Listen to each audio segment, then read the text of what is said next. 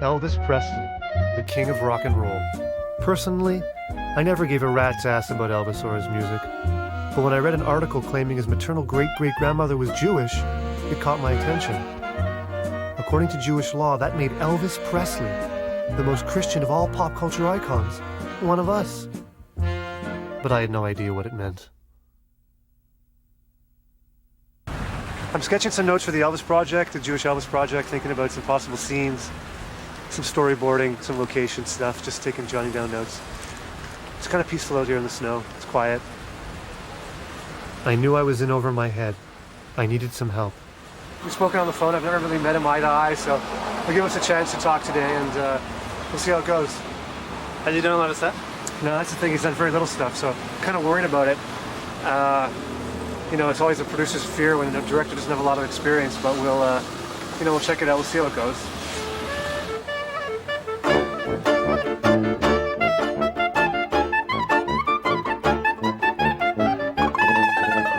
I asked Max to direct a movie for me, and like a lamb to the slaughter, he agreed. I assume they'll come out to the left. So I'll go and meet him, and you'll follow me, and I'll shake his hand or whatever when he arrives. We had no facts and no idea where to begin. But Max thought of the perfect solution. Hire a specialist, Stephen Rombaum, a New York private investigator. We're counting on him to get us some hard evidence. Don't let the schmaltz get in your eyes, don't let the locks get in your socks. It's cheese, goss with linses, and eggs with salami. Don't let the schmaltz get in your eyes. Oh, you look like a dream geschmiert with sour cream, and you know Tzatzkele, you're the one for me. Well, to begin with, we did an investigation of Elvis's lineage, his family tree. And we did determine pretty conclusively that his great-great-grandmother, a woman by the name of Nancy Burdine, is believed to have been Jewish. Did you find any actual evidence that Elvis knew he was a Jew? Quite a bit. We know that after his mother died, he put a Jewish star on her tombstone, which was later removed. We know that he wore a chai, a Jewish symbol around his neck. We obtained copies of his FBI file. And we know that when he communicated with J. Edgar Hoover and with other government officials, he did so under the undercover name Colonel John Burdine. And Nancy Burdine, of course, was his one Jewish ancestor. We're looking at how much for an investigation, a real authentic investigation into his Jewish roots. How much would it cost? Unfortunately, this is all field investigation. I can't see this costing less than $25,000 US. And what if we couldn't afford that? Well, we can't afford that. What if? Wait. What happens if we don't have that kind of money? Well, then Steve Rombaum has left the building. Were you excited by what Rambam came up with? I was excited with what Rambam came up with until he mentioned the cost of the additional research. Then I wasn't excited anymore. If we were going to spend that kind of money, we figured we'd do the job ourselves. After all, how hard could it be? We're going to visit my beloved Auntie Pearlie. I'm hoping that we can secure a little bit of financing, some development financing from her. Not that she would know what development financing is, but she's quite a character. She's been married many times, no kids. She claims to have slept with Frank Sinatra. She came to my bar mitzvah and pushed the band off the stage and started doing karaoke until she herself fell off the stage in a drunk-induced, vodka coma. But, now I'm going to ask her for a lot of money for a movie. I mean, don't let the apartment fool you. She's got a bit of a stash. Hey! Hey! How are you, dear? I'm okay. Oh, come on. Auntie Pearlie.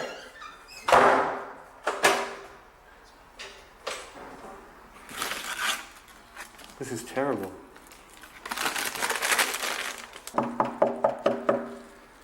I brought you some Hershey's. What? I told you to come along. I just want to give you the stuff that's it. The camera's off. Go away. I want to give you some stuff. Come in. I've already forgotten. Oh, thank you. Both of you. Come in. Who's that? That's me. That's right. And look where I got you. Here you are again. And here's all your brothers. You know I'm making a movie about Elvis Presley being Jewish. Who was Jewish? Elvis Presley. Never. Absolutely. He was never Jewish. He certainly was. Irish. We thought maybe you could help us raise the money for the film. You know what Maybe $25,000 or something? Who's going to give you $25,000? What are you playing so innocent? You can't I let- have nothing now. The only thing I live on is my pension. But you can't let money get in the way of love. What a con artist he is. You know how much it's going to cost me to make this film about Elvis's Jewish roots? $50,000. But where the hell are you going to get the roots? Who's going to be Elvis Presley?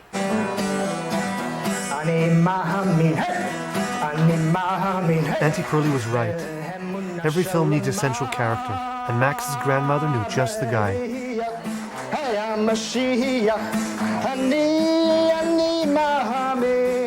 We met him at Ben's Deli to see if he was interested in the project. His stage name was Schmelvis, a strange combination of Schlemiel and Elvis. I'm not eating here because it's not kosher. I'm just having the coffee in the styrofoam cup. That's it. Dan Hartal, an authentic born-again Hasidic Jew. I want to see where Elvis grew up. I want to see if there was a mezuzah on his door or any Jewish artifacts that belong to him. I'd like to see where he went to high school. I want to see where his mother is buried. I want to get to the bottom line. I want to see if this guy was a Jew. That's true. I sensed that he would be extremely useful to me.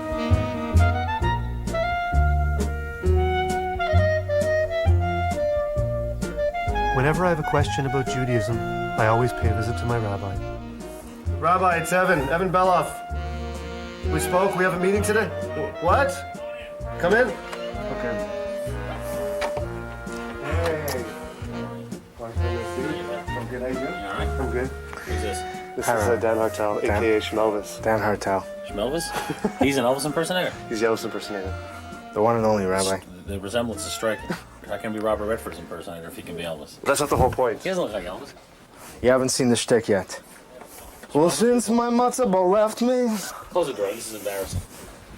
Suddenly, in the excitement of the moment, Dan asked the rabbi if he wanted to join us on our quest. We want to go to Memphis and say Kaddish over his grave, and we need a rabbi. So, I mean, do you think you can make this kosher? His great-grandmother on his mother's side. Tackett, her name was. Right. And everyone's mothers. It's all mothers. Right. So legally, halachically, he's Jewish. We have to prove that as well. And that's what we need you, Rabbi. That's the bottom line. We need you to help us out. Are you up for the mission? Am I up for the mission? I think it's interesting. But who will care? Does anyone care? You cared enough to have us in the room. Yeah, well, I care. It was interesting. Well, does it really mean anything? I don't know. We're kind of like want to figure if you think it's something that we should pursue. Well, I mean, how will people react? I think the Gentile folks down in the South might be afraid we're kidnapping their boy. Although the rabbi still wasn't convinced of the worthiness of our project, he thought it sounded fun and convinced a member of his congregation to put up the cash we needed. With that, and the $50 we raised from Auntie Pearlie, we were on our way. I was wondering if we can bring a small crew down to Graceland to do some filming. Well, I'm going down to Memphis to see if the king was a Jew. We're going down to Memphis, so it'll be pretty hot. No, there's no way at all we can get a documentary crew and a camera. I'm going down to Memphis. I hope it's all right with you. To Memphis, It's a small camera. Tennessee. Totally, we're not going to be obtrusive at all in any way.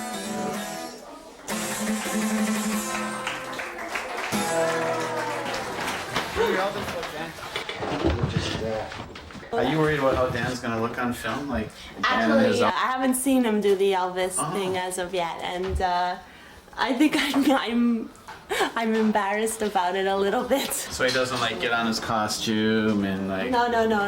You think he's embarrassed to show you? I think I'm more embarrassed than he is. So. Oh. Haven't you done Schmelvis for her yet? I've never done Schmelvis for you. And I never saw you in your costume, How come? in your Schmelvis outfit. You sure? Never. I know, but It's all over when you get married.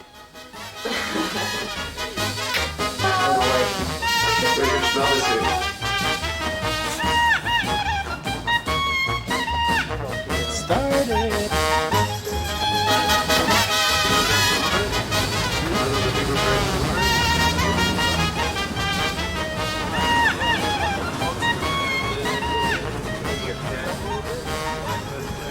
To my amazement, I had assembled a team.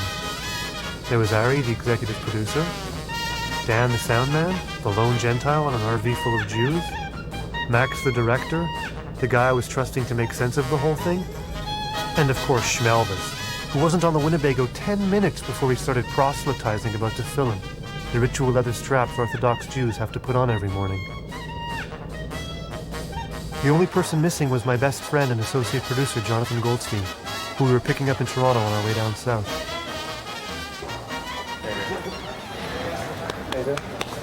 You know we're going to be being followed by a CBC camera crew, right? There's a CBC camera crew. I've met them. You met them? We had a long conversation about you. Evidently, they're very taken with you.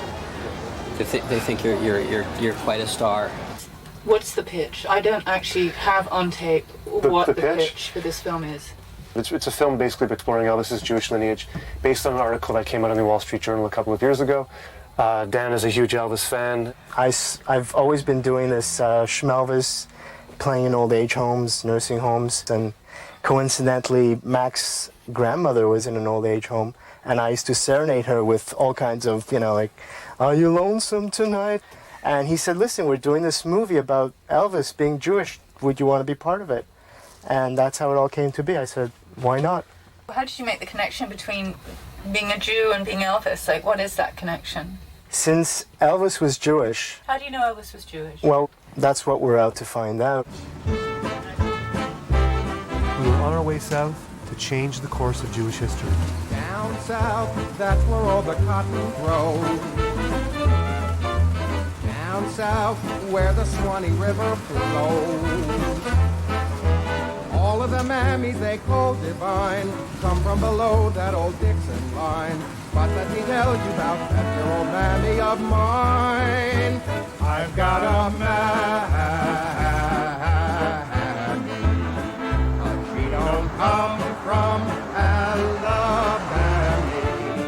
Her heart is filled with love and real sentiment. Her cabin door is in a Bronx tenement.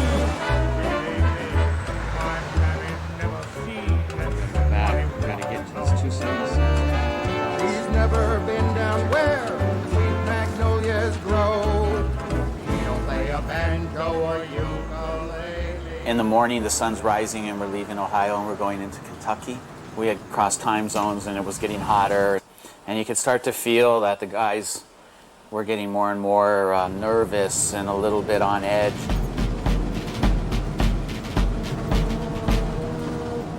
There's a fear that they're going to experience anti-Semitism. No, where they didn't like Jews is down south. Where? South. Where? Well, Kentucky, some parts of Kentucky. They don't want no Jews. Really? Yeah. Stop the car. Let's stop the car. When I first came down here, they had a little place out here called Fikes' Crossing. It's a lumber yard. They had a big Klan rally out there one night. I never seen so many hoods and they were carrying these big guns, And I'm gonna tell you, there's a lot of them. But like I said, you're the first Jewish people I've ever met. Really? Is that so?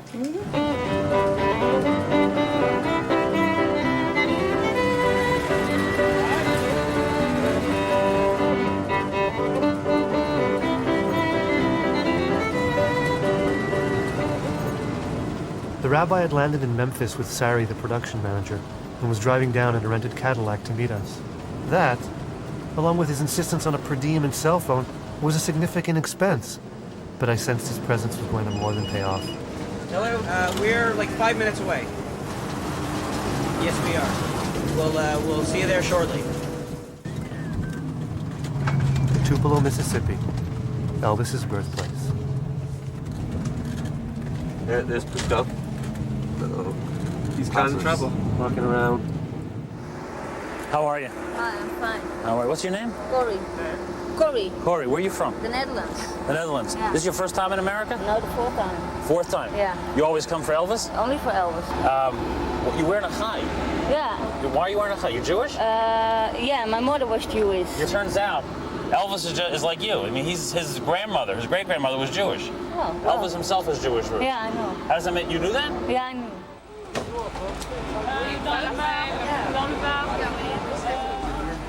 you know that this house was rebuilt? It was much smaller in reality. Yeah? Yeah, and they were embarrassed.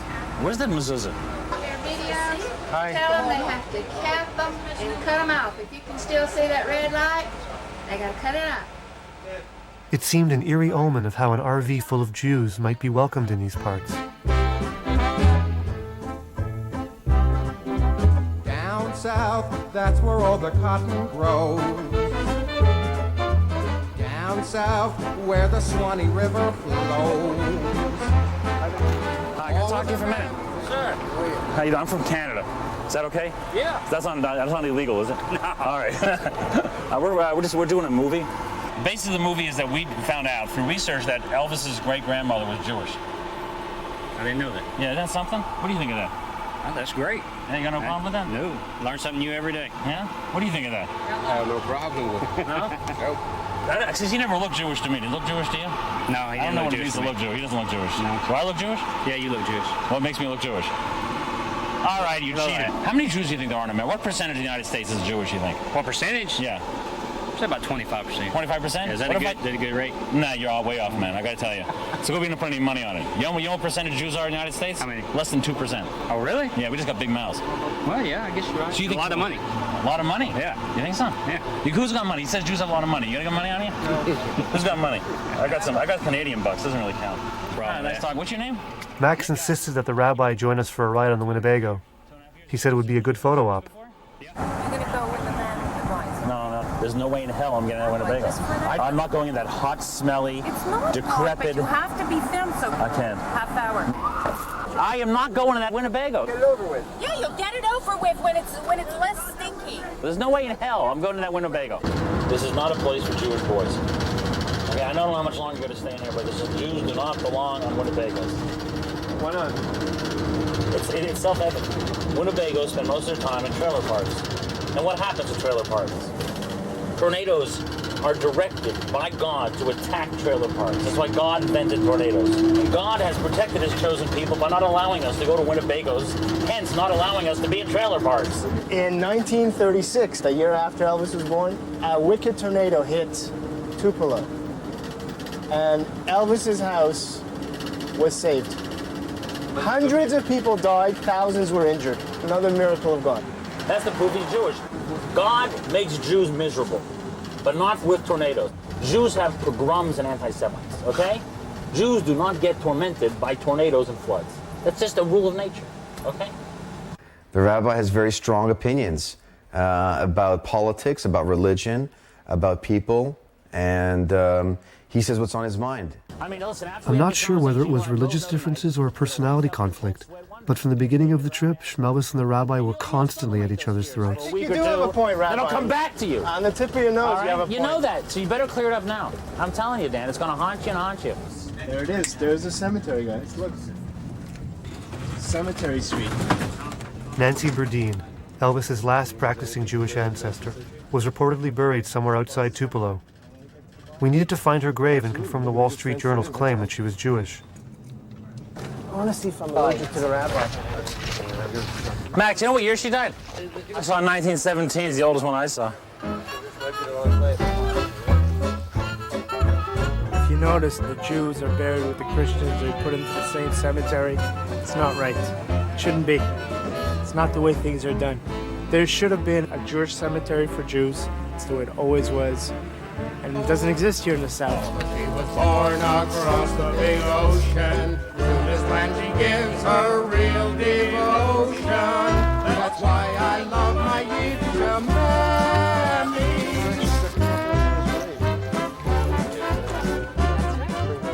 This may actually be the unknown grave of Elvis's great-great-grandmother, Nancy Burdine Tackett. No, so what leads you to believe that? Well, Don't bother me.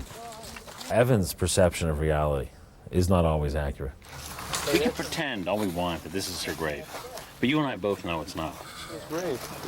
You think you can come down here one day and unlock the riddle of the South?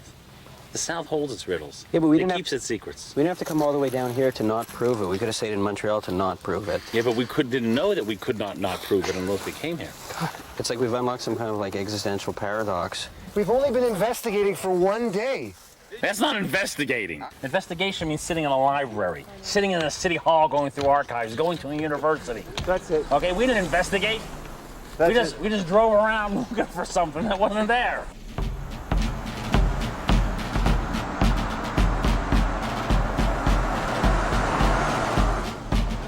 After 3 days on the road, we were finally within striking distance of our destination.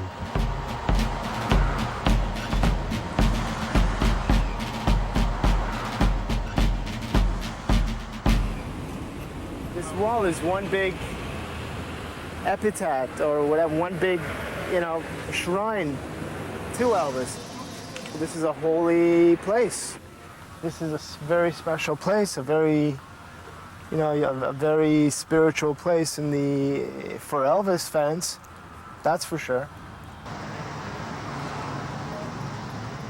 Hi, that's my daughter Judy. Sorry. Hi, Judy. Maybe you can pull out the chair. Judy, sit down on the yellow chair. I don't want you to stand, sit down. We were living in a 2-story house in Memphis, Tennessee, 462 Alabama Avenue. And the Presleys noticed a sign, apartment for rent. The next month they moved in. Elvis was 15 years old, and we got along so beautifully. Mama always called him Elvisel, which is a sort of a pet name. It must have been his mother, Gladys, that made the arrangement for them to rent from us. The Fruchters lived upstairs. My husband was Rabbi Alfred Fruchter, or the rabbi of an Orthodox synagogue in Memphis. Among the Jewish folks on the Sabbath, they're not allowed to turn on electricity and the stoves and all, and they have a person who is Gentile, whom they call a Shabbos goy. Every Shabbos morning, Elvis knocked on the door, 8 o'clock in the morning. That's how it was, every Shabbos. Elvis was the Fruchter Shabbos goy. But could a goy be a Jew? We kept listening. Gladys Presley used to come up to my house in the afternoon for coffee and cake, and she always wanted Elvis to be a doctor. And I said, Gladys, leave the boy alone. He wasn't a very excellent student. I said, you'll see he'll bring you happiness someday. Don't push him so much. When Elvis was a young fella, he had a broad nose and not such a beautiful skin. But after he had his surgery, he turned out to be a very handsome young man. What kind of surgery? Huh? Nose surgery. Are you saying that Elvis had a nose job? Yes, I am. You don't believe it? Yeah, here's his original nose. His mother wanted him to be a doctor and he got a nose job? If that didn't prove he was Jewish, nothing would. He went down south a-looking for a maidel, found a little tzadskele named Daisy Fredel. From near and far, they came to the hippie. He elected him the president of the B'nai Mississippi. That's your black one. Navy, your black, your red. 3 hot colors. I mean, unreal. When you're on stage, and them lights hit you, fantastic. You were Elvis Presley's tailor. You dressed the king. I was a clothing to the king, Elvis Presley. I put his first suit and his last suit on. I made him sharp. I made him what he was. He was clean as Ajax. You know what Ajax is? They keep you clean, but he was sharp. I know that's right.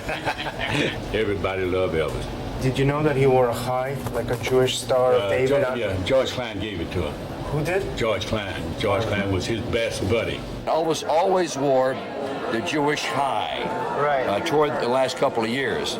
I guess you have one on, I do too. And when Elvis passed away, he was wearing the Jewish high, which is this Jewish sign of life.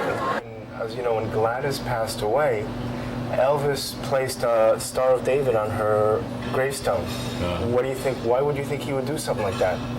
Because George Klein thought it would be nice to put something like that. George Klein thought? Yeah.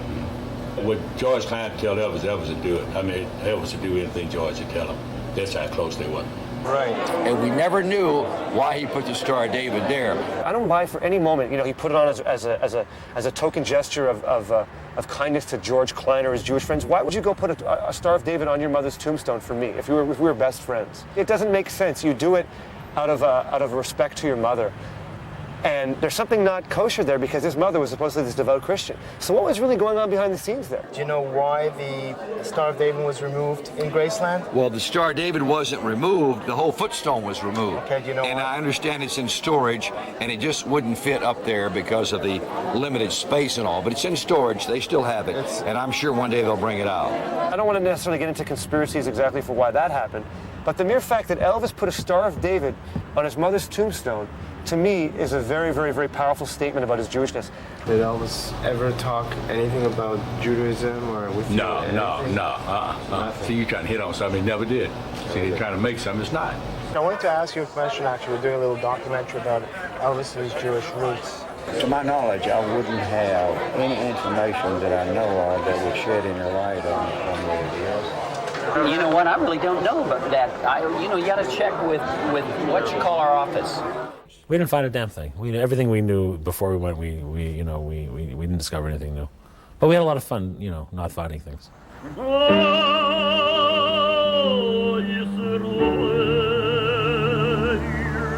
It had been 23 years since Elvis was found slumped over his toilet seat, and we had come to Graceland with 10,000 others to mark the occasion.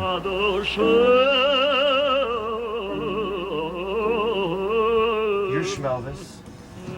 We got stuff to do. We got to stand out tonight. We got to find some answers tonight, and I need your help. We got to do this together. The time that the film decided to go to Memphis was Elvis Week. It's like the pilgrimage, right? If there's going to be fanatics in Memphis who are going to be upset with anybody monkeying around with Elvis, it's going to be during Elvis Week. Okay, boys, I want you to, especially you, buddy, I want you beside me.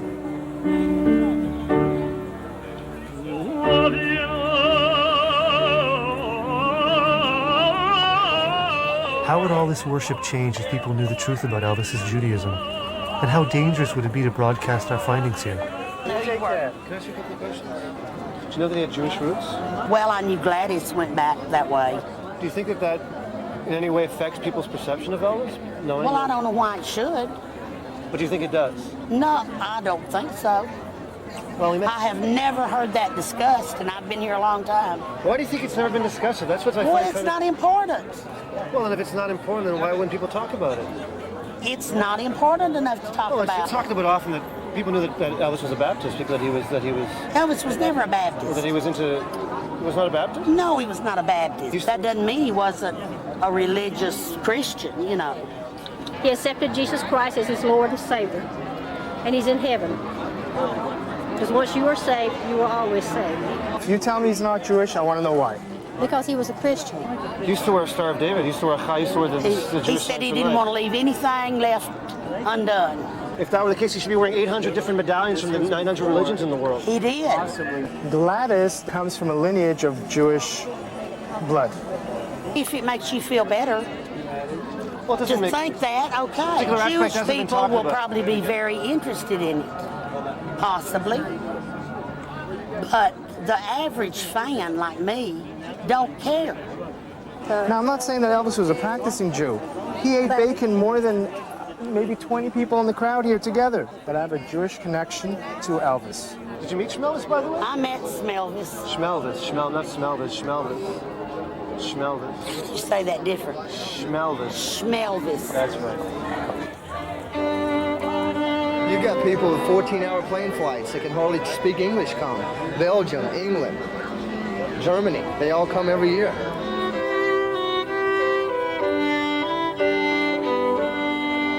Why do you think he's pulling so many people in? What's the magic here? He's martyred. He's a martyred hero. He comforts them when they're lonely, a woman told me. He's there with them. He lifts them up.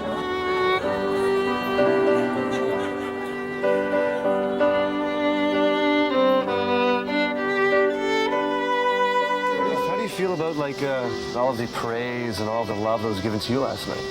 They were gushing over you. I mean, how did you feel about that yesterday? Well, there's a little bit of self-gratification, but I didn't really care for it too much. Let's cut through the modesty crap. How did you actually feel about what I told you, there's a little bit self-gratification in it, but the bottom line, I was schwitzing like a dog, and I wanted a shower and a bath and just to chill out and be on the other side of the fence. Because I wanted to see all the weirdos and the freaks, and I didn't have a chance because I was the weirdo and the freak, you understand? That's the problem of last night. I wanted to watch. He was a good boy. I loved him. I was heartbroken when I heard he died. And to die so young, and he had everything ahead of him. Long live the king. Love you, Elvis.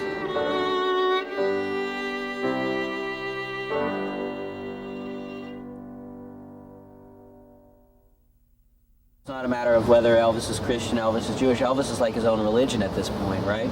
And this is dead serious. Yeah, this is not a People joke. have no problem. They said black, white, he could be crippled, he could be anything. Elvis is the king. His nurse there, Mrs. Cox, had to get up on stage and actually had to say, Elvis is not Christ.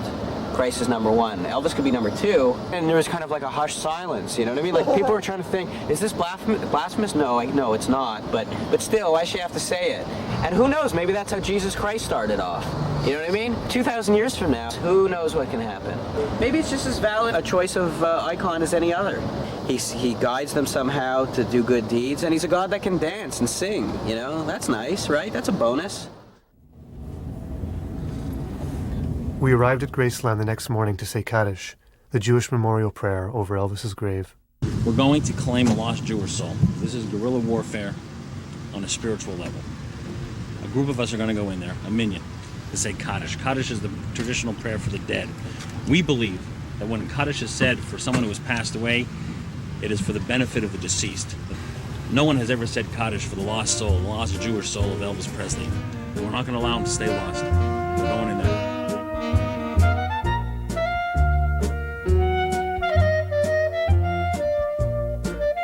Yiskadal v'yiskadash shemei Rabbah. Yalmad divuach Yerusei v'lich malchusei v'chayechonu v'yamechonu v'chayei d'chol beis Yisrael b'agalav v'zman kariv v'imru amen. Yehei shmei Rabbah mevorach le'olam omeil maya. Yisbarach v'yishtabach v'yispawar v'yisraman v'yisnasei v'yisadar v'yisaleh v'yisalal shmei dekutsha v'richu li'elo min kol brachasa v'shirasa. So I want to tell you something. You know, this is like, Christianity. They took a man and made him to a god. That's right. Who did they take? They took a Jew. They did it again with Elvis. They took another child of our people and made a god out of him. Yeah. Ever since my bar mitzvah, I've always been uncomfortable with public displays of Judaism. You were quiet there, eh, Evan, when he was talking to you. Well, I was good. I was listening. It was very important. Why would I not be quiet if he's telling me something that's really genuine and authentic? I mean, it's more religious propaganda, but at least it was passionate. I wish Elvis was alive now. I'd put tefillin on the guy. I wish I had that opportunity. Right away, I'd say, Elvis, you put tefillin today? He's going to say, what's tefillin? I'd say, that's what a Jew is supposed to do. Are you eating kosher? Do you know what it means to be a Jew? So you must really be a great fan of the music of Schmelvis. Who? The Hasidic Elvis impersonator who's at the center of this film project. Center? I thought I was in the center of the film project. Who needs Schmelvis? So far on the trip, the rabbi had completely dominated the proceedings, and Schmelvis was itching for a more prominent role. You arguing with me? I'm not arguing. I just don't understand how it's gonna. Okay, fine. Go ahead. I've never seen anyone do guitar with karaoke. Well, it's an authentic karaoke competition. You can't use your guitar. You have to get up and do a karaoke. Nah, I'm not doing it. I'm not doing it. What's the use of crashing a karaoke contest? You came 1,500 miles. That's the bottom line. If that's the bottom line, You'll be insulting all these people. If I can't play my guitar and sing, and have one of these Jew boys holding a microphone, I'm not doing it. I'm not going to be a copy thing. I'm not doing it. We'll be playing the Yokohama glasses and go up there and you do it. 5,000 yen Wear a the shot. glasses and go up there. We're in Memphis. We're in Memphis. I don't care. I'm not going to go up You there. did a great job. Max, yeah. What is this exactly? I'm shocked. I don't know what to say. No, this is serious. I'm going to freak out. I'm leaving. You guys are so pathetic, all of you. I'm unclear now. You're making me doubt this whole trip. I don't have to listen to you. We should have gone with that other Elvis impersonator. Shut the fuck up and get out of here. I'm going to go out on the record and say we should have gone with another Elvis impersonator. But Pupko's gonna be putting them down in like 2 hours from now. All right. And if you're putting them down too... No, I'm not putting them down. Well, yes you are. I'm putting down the... Get a grip. All right. About it. He's your talent. If you don't support him and Pupko starts ripping at him and he hasn't slept properly for 3 days, he's gonna fall apart. If he falls apart, you got nothing, baby. If you think you and Pupko can go through fucking Memphis without Schmelvis, I don't, maybe you get another guy. You want him, you need him. He's part of the scene. He's part of the fraternity. You're Schmelvis. If that happens, you're suiting up and you're Schmelvis. Maybe you're the man who needs to get into the Schmelvis suit. Now, maybe you have to become your own. Listen to me.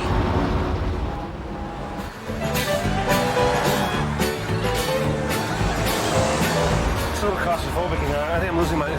It's definitely not my finest hour, that's for sure, parts. And I'm asking you, as my assistant, as my associate on this film, to help me find somehow, some direction, because I'm at a loss.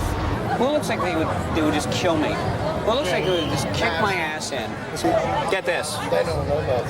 According to the information that we've dug up, Elvis is Jewish. What do you think? Yeah, what do you think of that? I don't believe that. This is the information. No, I'm not saying that there's anything wrong with it. I just don't believe it. We've just uncovered some information, all right, that Elvis is Jewish, and we're trying to get people's reactions. What do you think of that? Are you Jewish? Yes. I don't know if Elvis is Jewish. Okay, let's say he was Jewish. Does that change anything for you? I don't think so. No, eh? I don't think so. What about? Let's go interview someone else. All right. We've just uncovered some information that Elvis is Jewish. Well, I don't know. I wouldn't have a clue. What do you think of it, though? Of Elvis being a Jew, what's wrong with it? Shouldn't we care? Why should you? I don't know. You got something against Jewish people? No. I haven't. Are you Elvis fans? Do you like Elvis? Yeah, I mean, if you can't stand him, that's okay. Blue space. I mean, We don't care. We speak to a lot of people who like him. It wouldn't be bad, actually, if some people couldn't stand them a little bit. How could you not like him? Look Okay, at him. you're making them feel self-conscious about the fact they hate Elvis. No. All right. No, nobody hates him. Okay, okay. So what you wanted to do? Okay, we found out that Elvis Presley is Jewish. What do you think? Whoa, I thought he didn't like Jews. I thought he was Elvis? dead. Yeah. He didn't like Jews? Yeah, Elvis, he wasn't prejudiced in any way. He liked black, whites, anything. Hang on. So he wasn't prejudiced at all. That's how you made I don't know. Okay. Could you go tell him to get him a bowl of soup or something? They're gone now. Let them talk. Let them voice their opinions. It's not a dialogue, it's an interview. This is Schmelvis. I didn't say what he wants, what he wants. No, not now. No, not when we get the first person who actually said something actually interesting. You know? You do this. Dan, what are we supposed to be talking about? Dan, what should we be talking about? I mean, we're put on a class ride and we're said, like, okay, monkey, perform. I don't have anything to say, really. I thought some of those people were fun that you were talking to tonight. Listen, no one gave a shit. No one gives a shit. No one cares, you know? They're like, well, that's all right, that's good. They don't give a crap. Hey, Elvis is Jewish. Nobody gives a damn. No one cares. You need some drunken maniac who's, gonna put his fist through the camera and say, no, don't take away Elvis from me, right? Do you need a moment like that? Or am I nuts? I'm the bad one. There are people who are claiming right now, and they've done their research, okay, that what they're trying to prove is that Elvis was Jewish. No way. Okay, it goes further. Are y'all Jewish? No. No. There's a contingent of New York Jewry, and what they want to do is they want to see that Elvis gets a proper Jewish burial. What this means is that Elvis will be buried not at Graceland, but in a Jewish cemetery for celebrities in New York. Is that the saddest thing I've ever heard? Yes. That's exactly what might happen. They are going to get... If they dig him up, Memphis will riot. I hope somebody will try to dig him up because we will riot. I can't even... They're going to roll in the bulldozers. They're going to, get the It'll jackhammers. never happen. Never. But don't you think that he should be with his people? He is with his people. He's with Vernon. His Jewish people. Are you sick or what? I'm not saying anything. I'm saying maybe it's a possibility. Memphis will never let it happen. Y'all have to burn us down before you can take him out. Don't you think that he should be buried according to Jewish law with his people? No, but hell no. Even if he's Jewish. Ever. Even if God came down in the sky and said to you, this man is Jewish. God would never come down the sky. He's a cherished person. God sent him here. He will stay in Graceland. He will never go out of there. Think about it. If your mama was dead in the ground, do you want me to dig her up? Never. It depends if she was Jewish. Oh, you and she had to be. If she had to be among Get her a people. life. You know better than that. Stop it.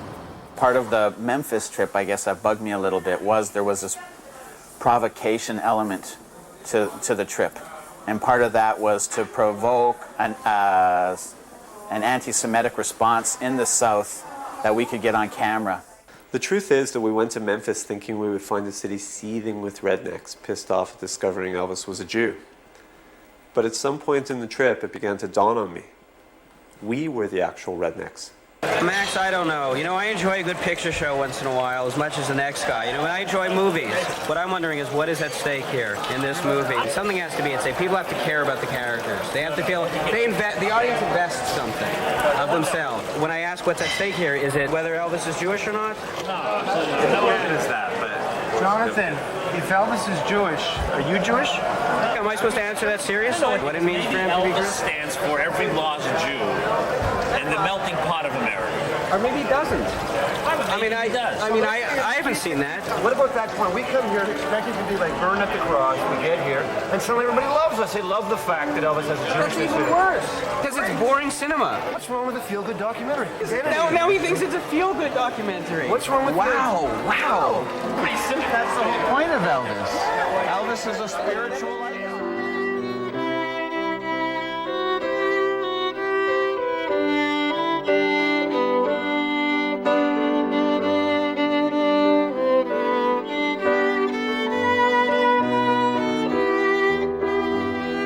Nobody believed that this documentary was going to be anything more than a light, offbeat little comedy. You got seven intense guys with big personalities crammed into a Winnebago. You know, all kind of like orbiting around this one question. I mean, that's not a formula necessarily for levity. You know what I mean? Is it? You know, that's not like it's a mad world. Although Evan really reminds me a little bit of Ethel Merman.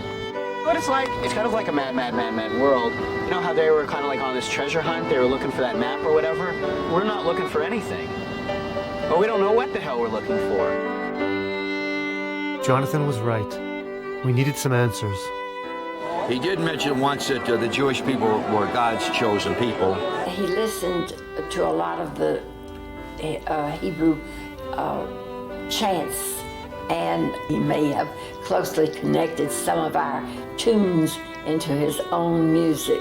And then Elvis had some watches made up one time that he gave to close personal friends. And on the watch, it would change faces, and there would be a cross and a Star of David. And then I remembered something Lansky had told us, and I knew what we had to do. The Wailing Wall. When you get into Memphis, these people are just like at the Wailing Wall in Israel. They're there. It's like in Israel, the Wailing Wall. The Wailing Wall. The Wailing Wall. Something told me we had to go to Israel.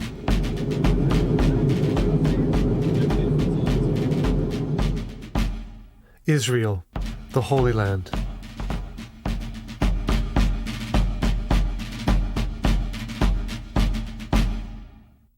If Elvis's Jewish roots had any significance, surely we'd find the answer in Israel. It made so much sense. I was sitting here right today. I don't understand. I'm not really sure why we went to Israel. I don't remember the reason. We were, I don't know. Elvis had never been to Israel. No, this is right to the coach over here. Yeah, but we're gonna go up the stairs. Wait. Can you run over? Jonathan, what's the plan right now? Where are we going? You're like leading us on a chase to this maze. Down there? I thought it was down there. Where are we going? It's not down there?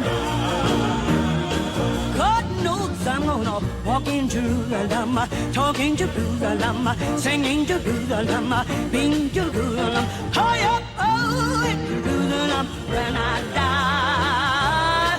Oh, being Jerusalem, singing Jerusalem, shouting Jerusalem, praying Jerusalem. High up, oh, in Jerusalem when I die. Did you guys know Elvis is Jewish? He is. Robert De Niro was Jewish.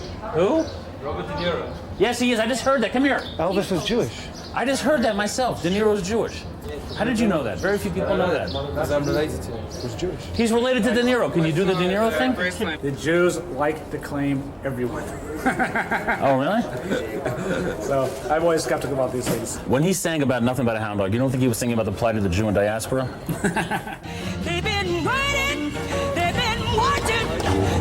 been waiting a beautiful day. And one day I'm gonna meet them. Oh, I'm gonna sing. I mean, we could have gone to New York, you know, we could have gone to Brooklyn and done the same thing. But, you know, it's Brooklyn or Israel, I'll take Israel. But in Beulah, I see the captain beckon to me. But he's calling all God's children, oh, to meet him on the promise that God knows I'm gonna walk in Jerusalem, talk in Jerusalem, sing in Jerusalem. They have discovered that prominent figures as late as the 20th century are actually hidden within the text of the Torah, of the Bible. And they claim, mathematicians seem to support them, that if you do this with a normal book, you take War and Peace and try to do this, you end up with gibberish. But the Bible, which is layers and layers of mystical secrets, waiting to be revealed, can in fact be subjected to this computer kind of scrutiny. So obviously we have to find out if the man we're searching for is also hidden in the text of the Torah. That's why we're here.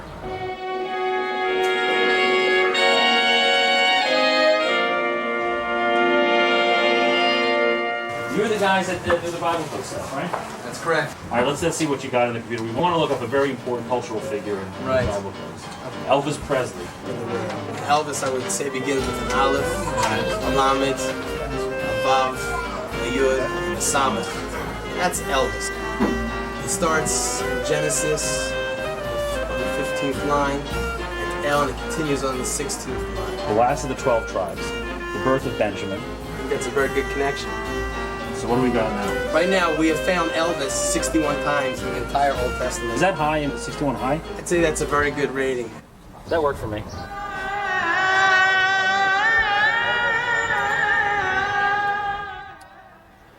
Well, Robert Brooke was kind of like, you know, the priest and on the waterfront, that kind of school of spirituality.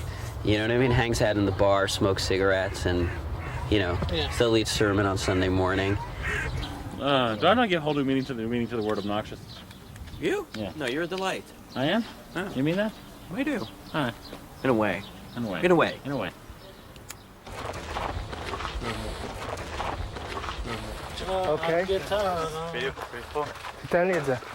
That's a pretty wimpy tree. Dan, have you ever planted a tree before? Do you have a green thumb? Rabbi, keep coming with the shots, buddy. I love them. with the shots. I might Do you have do. a green thumb? I might do tshuva after this. Do you have a green thumb? I can do this. Don't worry. I've planted plenty of trees in my life. The relationship that man has with the earth that is built upon centuries of passion for plant. Do you believe that Elvis is Jewish and that this is important? If you do, then you, from my understandings, you have to go to Israel and plant a tree for Elvis. And we did it. And that's cool. That's real cool. You're smoking in the forest. I paid $10 in my tree. This is for Elvis. You want to get one for your dead grandmother, go ahead.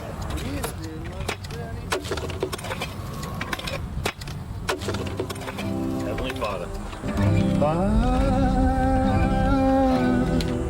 Take pleasure in thy land, and bestow upon it of thy goodness and thy grace, and to water thereon every plant and tree, and these saplings which we plant before you this day, in the name of the lost son of the Jewish people, Elvis Aaron Presley. All of us have just been witness to history.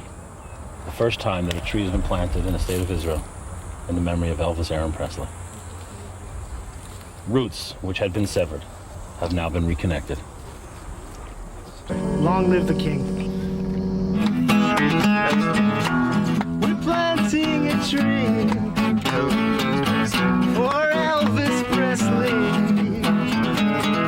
Oh, won't you come with me to the land of the holy? We're planting a tree for Elvis Presley. Oh, won't you come with me to the Holy Land?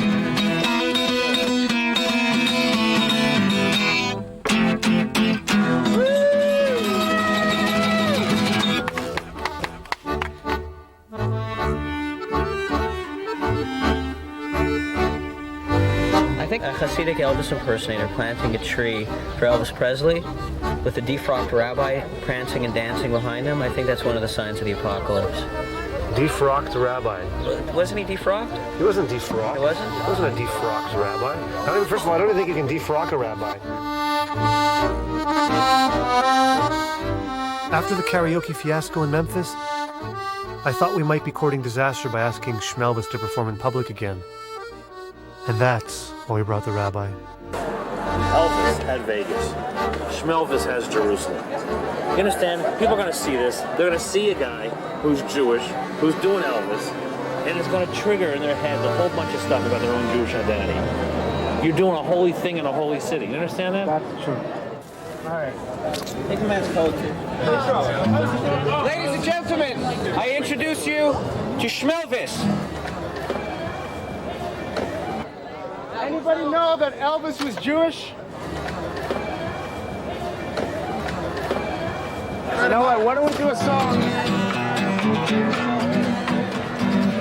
Simon Tov, Mazel Tov, Mazel Tov, it's Simon Tov, it's Simon Tov, Mazel Tov, Mazel Tov, it's Simon Tov, Simon Tov, Mazel Tov, Mazel Tov, it's Simon Tov, yeah, hey, la. Simon Tov, Mazel Tov, Mazel Tov, it's Simon Tov, Simon Tov, Mazel Tov, Mazel Tov, and it's Simon Tov, Simon Tov, and a Mazel Tov, and a Mazel Tov, and Simon Tov, hey, yeah, hey, la, hey. For money, we burn top. They got ready and go cat go. Now don't you? Yeah, everything's fine, thank you. Take care. Wait, I got to talk to Elvis Presley here a minute. This man grew up in Memphis. Schmelvis is the name. Howard Weisbrand. He grew up in Memphis. No, I didn't grow up. I was director of the Federation. I worked as director of the Jewish Federation. Remembers Elvis coming to the Jewish Federation. To the Jewish Community Center. Jewish Community Center. Tell him the story. No, he would play racquetball. We'd open up the center at midnight, and he'd come and play. The story is, when he was young and growing up, the family didn't have much money, and the Jewish Community Center gave him scholarship to the day camp. So as a result, there was a kesher, there was a bond between him and the Jewish community. So he gave a lot of money to the Jewish community? He made donations. Made donations? Made donations. Memphis Jewish Welfare Fund came to Elvis's house to ask him to make a contribution. They had no idea what Elvis would give them. A few minutes later, he comes back with a check for $150,000 for the Memphis Jewish Welfare Fund. They couldn't believe it. They said, Elvis, you sure you didn't make a mistake? He said, no, I didn't make a mistake. I know what I'm doing. Did you know that his grandmother was Jewish? That was a word on the street, yeah. He was the finest, nicest boy you want to know. Everybody's heard about the king. Ow! Woo! All right, thanks, Elvis. All right. What's your name? Jonathan. Jonathan. Yeah. It's nice to meet you. Yeah. Have fun, guys. Okay, all the best. Have a good Shabbos. All the best. The Elvis Inn, a gas station cafe on the outskirts of Jerusalem which boasts the world's largest Elvis statue. It had been built 25 years ago as a shrine to Elvis and is now Israel's second biggest tourist attraction.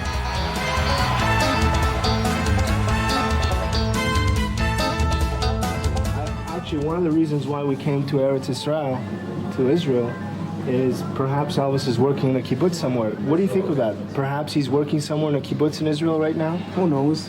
Who knows? Maybe. It could be. It could be. Who knows?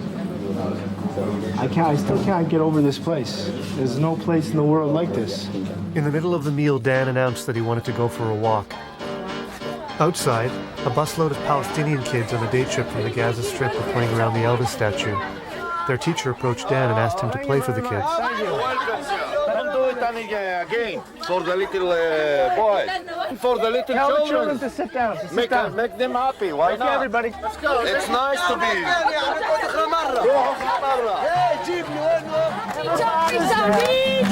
Everybody's here and everybody's there. Everybody's here. Everybody's here. Everybody's here. Everybody's here. Everybody's here.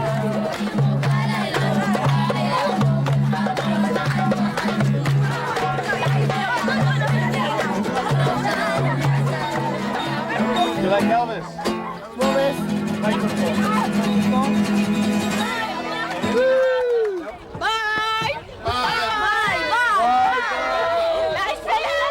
Let me just say goodbye to everybody. Come on and say goodbye. Can I just say something? Yeah, you can talk. Okay, I just want to tell you that Schmelvis brings peace to you. And I want to thank you very much. You've been a wonderful audience. I love you. You're beautiful. And goodbye. Take care. We're down. Sit down.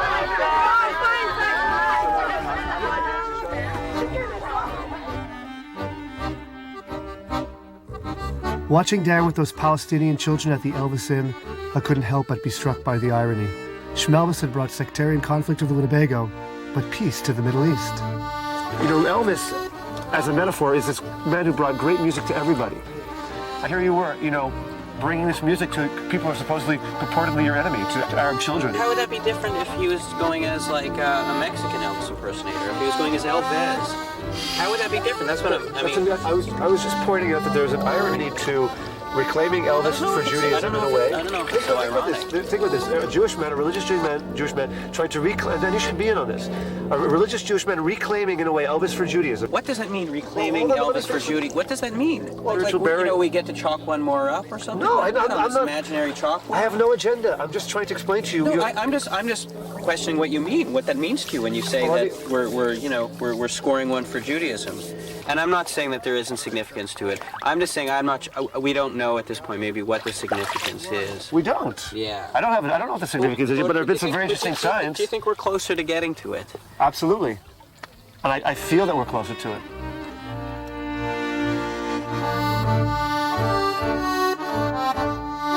It's been a very strange week. Very strange week? Well, yeah, I mean, think about what we've done in this week. I mean, do you think it was worth it? Absolutely. Absolutely. Absolutely. How much money did you spend on this enterprise? I have no idea.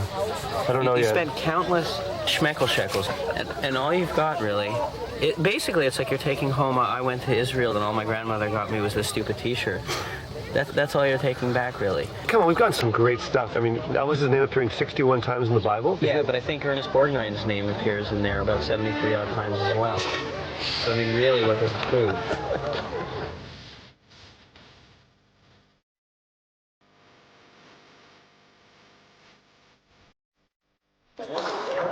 You know what? You know why we came to Israel? Why?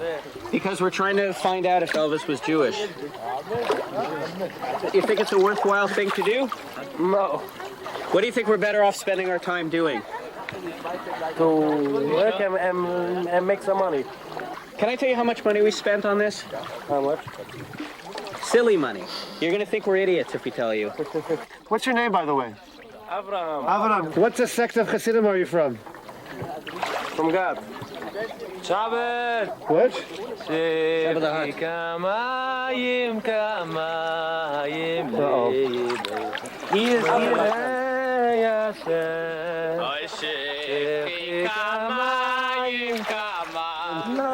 you know that Elvis was Jewish? No, I never knew. Okay, supposedly he is. Now, do you think that is important or not important? It is. Okay, how come? Music changes a person upside down. So in the yeshiva, they actually talk about the significance of rock and roll? Of Nagina. So that is any style Nagina is rock and roll is included. So the fact that Elvis Presley may be Jewish is another step towards the coming of the Messiah? It is. Wow.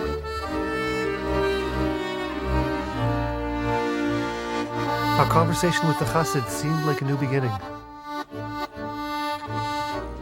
But it wasn't. It forces me to confront my own stereotype. The fact that Elvis is... What are you talking about? Well, it forces me to confront my stereotype. I don't think it's... When I bring up the point of Elvis being Jewish, and I get a reaction where it's like, what? But you haven't gotten a reaction. Yes, I have. When? At the vigil. One time. Twice? Do you know how many people we've spoken to up and down the streets? We've spoken to thousands of people. Two people. What relation do these two people have to your Jew? Please tell me. How does this relate to you as a Jew? It relates to my own sense of identity. Listen, let me tell you something. It doesn't. It doesn't at all. I'm looking at you're lying. I know it doesn't. What kind of film did we set out to make in the first place? A documentary about Elvis's Jewish roots? Don't push him so much. A portrait of a Hasidic Elvis impersonator? A how not to guide for young filmmakers? For the first time, we realized we didn't know. It's a 90-minute movie about a breakdown. There's no audience. You have to make a movie without an audience. You have to have a vision as a director to make a movie. I don't want to be filmed. I don't want to be filmed now.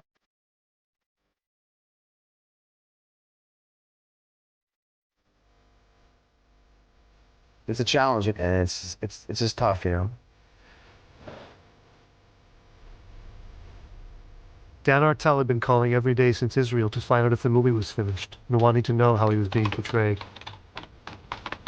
He had read about an Elvis impersonator contest happening in Memphis that he thought we should attend. Max agreed. He was convinced it was our last chance to save the film.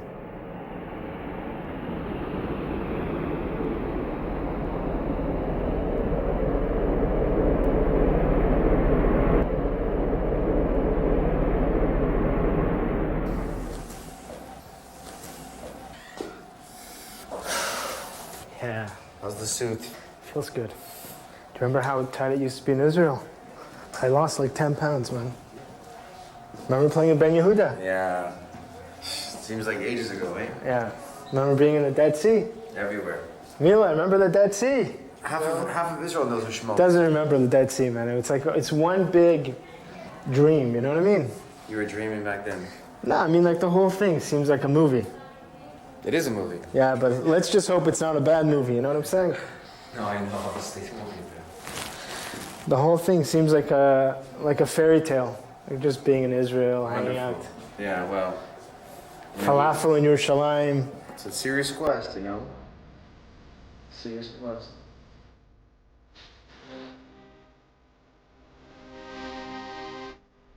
At that moment, something in Dan changed. We no longer had to beg him to go on stage. Now he demanded to go on.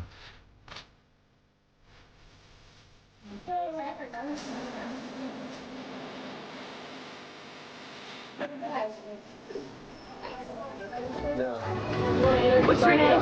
Schmelvis. S-H-M-E-S. S-C-H. Okay, S-C-H-M. E-L-V-I-S. Do you know what time I'll be going on about? Because we have some interviews to do this evening. Let me just ask you one question. Yes. Is this a comic act? Is this a comic act? And who are y'all? Well, we're doing a television documentary. From where? From Canada. It's a comic act. This is not a comic show. Is it a comic act? no, it's Schmelvis? If Schmelvis could win the contest, we'd finally have the credibility and platform to spread the word. And this is the song. This is a song where you go really crazy. Yeah. And you go really Yeah. somewhere in here you just like make them lean in their seats to hear you. You know what I mean? Yeah. Get them like go crazy and then bring it down like the. I don't know. You can do it. Okay. Okay. What we need to do now is you need to play the 4 songs in a row, and we need to see how long it's going to be. You know a gospel song, Amazing Grace. No, I don't know the lyrics. You know the lyrics? You don't know the words. No. What about like 1 for the money, 2 for the show? What? Do you know the lyrics to that? No.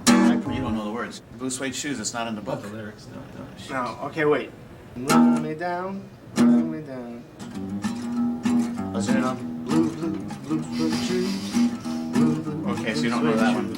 You sing Blue Suede Shoes? Oh, yeah. Okay, so why don't you sing it out? Well, you can knock me down. Okay, well, you can wait. You can knock me down. Step in my face.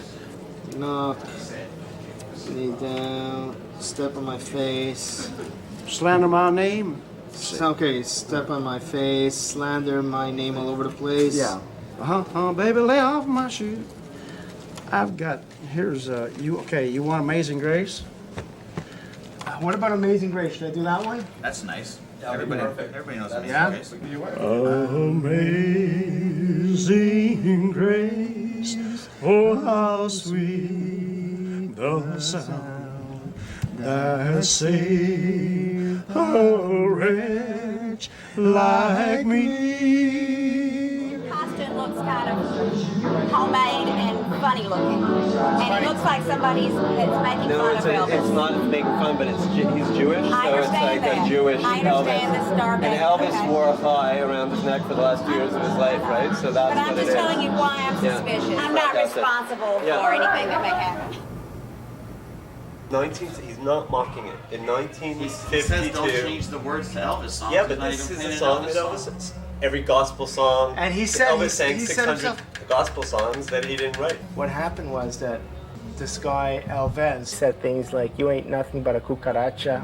You ain't nothing but a What are you chihuahua." gonna say? Because you're gonna sing Simul Tav and Mazel Tov. Okay, so basically what I'm going to say is that the next two songs that I'm going to do are gospel songs in honor. Not gospel songs. You don't have to say gospel songs. Like are a tribute to Elvis's spiritual side. Are a tribute to Elvis's spiritual side, and this is a Jewish song called Simul Tav. No, you have to explain. Elvis's great grandmother was Jewish, Nancy Tackett.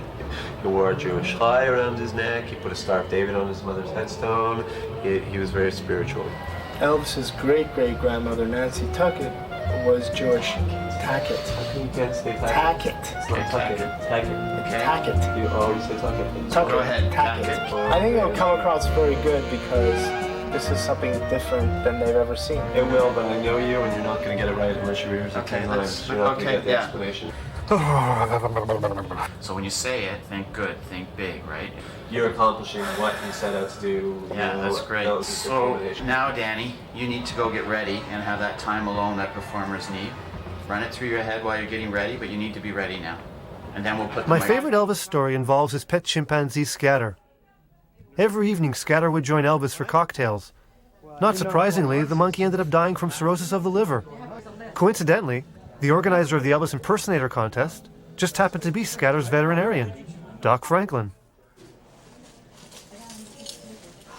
Schmelvis was a big problem for Doc Franklin. So every 15 minutes, he comes in and like bullies Schmelvis again, and bullies Schmelvis again. Nervous? Well, I didn't know I'm going on so soon. Huh? You have to keep, there's a list. You have to go by the list. I know. Comes in 15 minutes later after that, making fun of Schmelvis's costumes. I mean, we worked like 4 hours getting that gig going, working on the lines. He took it really seriously. Okay, come around. Let me hook you. All right, no religion and no politics. You agree? If I agree. I just asked, do you agree? No religion, no politics, yes. He's doing gospel. Is that okay? I don't like it. He's not. Why don't you just hear what he says? Well, I just asked him. I said no religion and no politics. But he does Amazing Grace. I don't give a damn about anything. I'm using the word religion and politics, and I don't want any. He does Amazing Grace. That's what he's confused Amazing with. Grace So you is consider fine. that religion? Well, that's why he's confused, because that's the gospel song. That's what he... But you understand, if I come on the stage and ask you to leave, please leave. Don't leave. Because, I mean, I'm sure they're filming it, but I've got other people filming it. So, okay. Whenever you're ready. But I'm telling you, I don't like it. So, What do you think? This guy's been dumping on him like You know what? I think. You know what? I don't think it's worth it. Yeah? Yeah, it's not worth it. Everybody's jumping on him. I think we should cancel it. It's like you don't want him to go on, so he doesn't want Schmelvis, you're on right now. You have to know in your heart whether you're going to do it right or wrong. all right, make an announcement. The next act, he's canceled. Southern Hospitality, right? Jewish Elvis wasn't about ethnic diversity, it was making a mockery. Which is an agenda, because Elvis would have wanted Schmelvis to get up there, and especially since I think he would have had more of a sense of humor. Like, he really liked Andy Kaufman's Elvis that he would do, you know? No, but he also had an affection for Jews, so he would have understood where Schmelvis was coming from. And yet... A lot of these people are really empty. Over and over and over again, all you get is this Elvis homage. They wear all Elvis clothes, they wear all Elvis jewelry. Elvis would be disgusted by this. If Elvis cared at all about people finding their path, they could be like Elvis, but they would be themselves. I'm motivated by Martin Luther King, or I'm motivated by Gandhi, but I don't like wear Martin Luther King clothes and go sit in front of his house and like act like I'm Martin Luther King every friggin' day, and it's goofy. I began to speak into the lives of those that I came in contact with. Yeah. All right. I began to speak into the lives. Tell the devil he can't have my children. Tell the devil he can't have my godchildren. Tell the folk they ain't gonna be poor all the time. Tell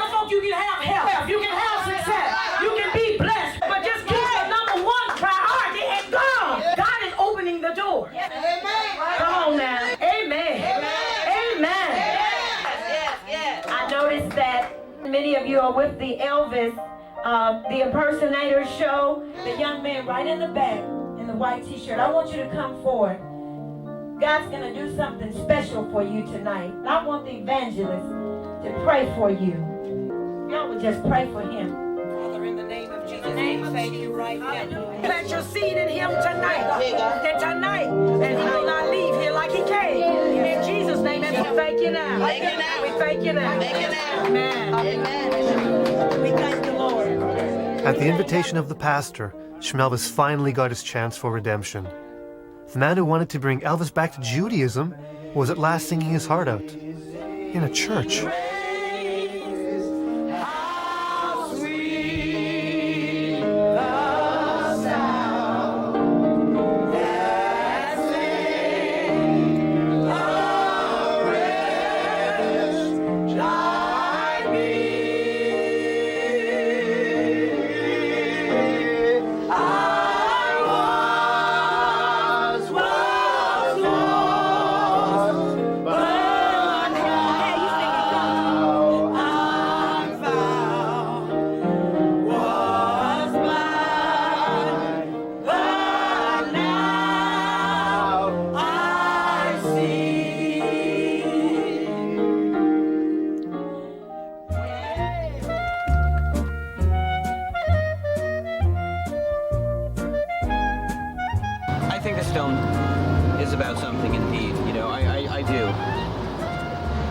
Failure, you know, which is noble. It's about noble failure. You know what? Actually, it's not even about noble failure. It's about lazy failure, without even trying. Are you calling Schmelvis, Elvis, and all of us here lazy, pathetic failure? I mean, no, I think there's been great works of art that ultimately were about failure. I don't think this is one of them, but there you go.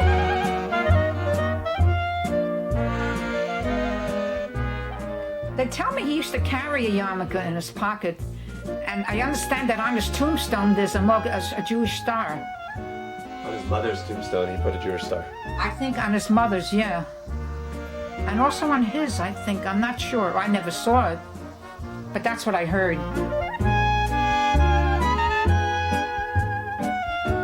Here's an interesting parallel, because when Elvis would perform, women would literally pass out. Like, imagine having that kind of power over women to actually make them pass out. And when Schmelvis performs at the old age home, there's people passing out left and right. Look at Schmelvis last night. He put on the uniform, there are all those cute girls. I love that.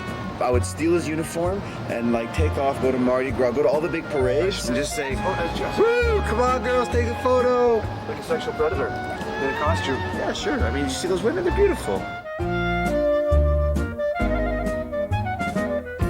Everything have to be like a big production. You know, Evan Belloff's got to rediscover his Judaism. We're all the cameras. Okay, everyone pile into the Winnebago. We need the Hasidic Elvis impersonator. Come on. You know, seriously. Do what Dan Hartal is doing. You know, wake up in the morning, go to synagogue, put on tefillin, and keep your yap shut. And don't drag me into things. All right, John, roll. There are people who have done some research and believe that Elvis was Jewish. Will that go off like a bomb in Memphis? I tell you, man, I really don't see the issue. I really, maybe I'm wrong, but I don't really see the issue. Yeah, okay. I don't, should I? Because I don't really see the issue. Should I really? I don't see the issue, man. I still don't see the issue. Who do you think? Because you guys are taking this pretty serious, obviously.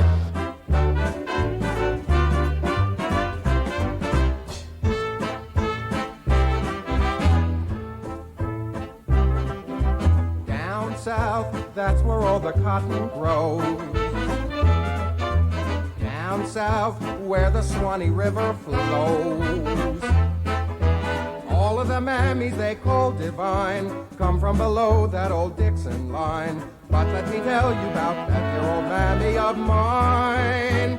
I've got a mammy, but she don't come from Alabama.